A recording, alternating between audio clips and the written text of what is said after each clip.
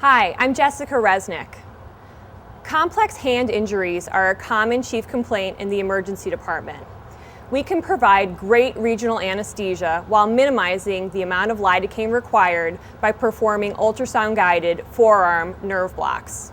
Dan has selected a high-frequency linear transducer, and he has put his settings on a superficial mode. The indicator is to the patient's right. Dan is applying gel, and he's going to confirm his orientation by depressing the skin on the patient's right and seeing the corresponding movement on the screen's left.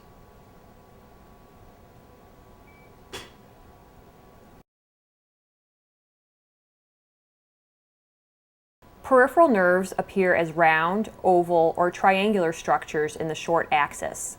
They generally have an internal fascicular pattern characterized by hypoechoic or dark fascicles surrounded by hyperechoic or bright connective tissue, resulting in a honeycomb appearance in the short axis. Now we're looking at a structure in the wrist that could either be a nerve or a tendon. We're going to follow this structure in short axis proximally. What we see is that the structure is going directly into a muscle belly, and it is a tendon, not a nerve.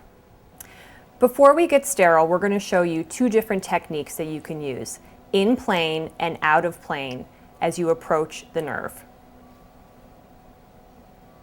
With in-plane technique, the nerve is centered on the screen again in either long or short axis.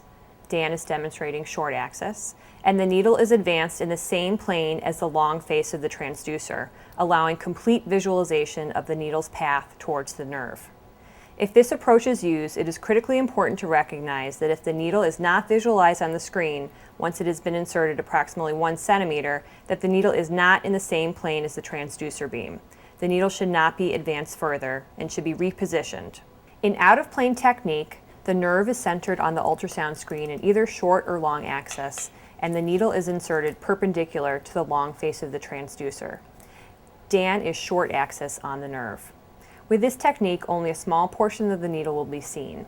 The transducer will be slid or angled proximally to follow the needle tip.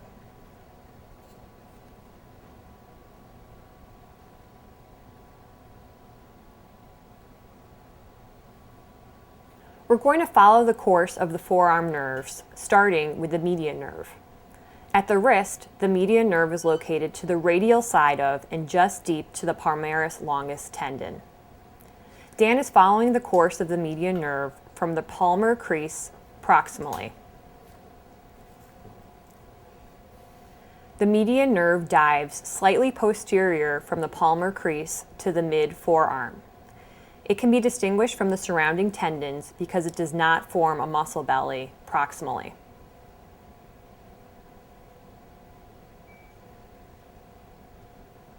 The ulnar nerve is typically located to the radial side and superficial to the flexor carpi ulnaris tendon, just deep to the ulnar artery. As you can see in our patient, everyone's anatomy is slightly different. The ulnar nerve is deep to the flexor carpi ulnaris tendon, and it is at the same level as the ulnar artery.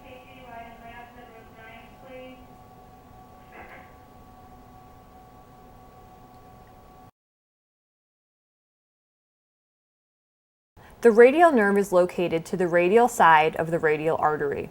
However, proximal to the wrist, usually at the radial styloid, the nerve gives off many fibers to supply the dorsum of the hand.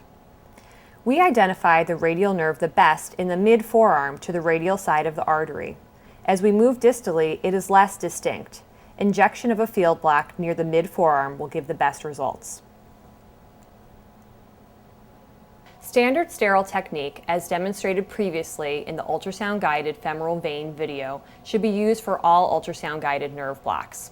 Lidocaine without epinephrine or bupivacaine 0.25% have good safety profiles. Less than 5 cc's of volume per nerve should be used to avoid raising compartment pressures. This is an ultrasound demonstration of the out-of-plane technique to anesthetize the median nerve. First, we are injecting anterior to the median nerve. Now, 20 minutes have passed and the patient has not felt its effect. Most likely the block was too superficial.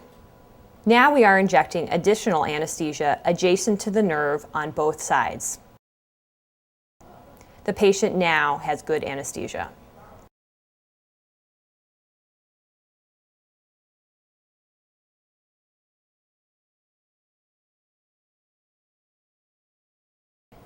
Now we've seen the nerve anatomy of the forearm and demonstrated two different techniques for ultrasound-guided forearm nerve blocks. As you noticed, everyone's anatomy is slightly different. That's why it's important to follow the nerves proximally and distally. It's also important to visualize the anesthesia being injected directly adjacent to these nerves. Following these steps will improve your success of regional ultrasound-guided anesthesia.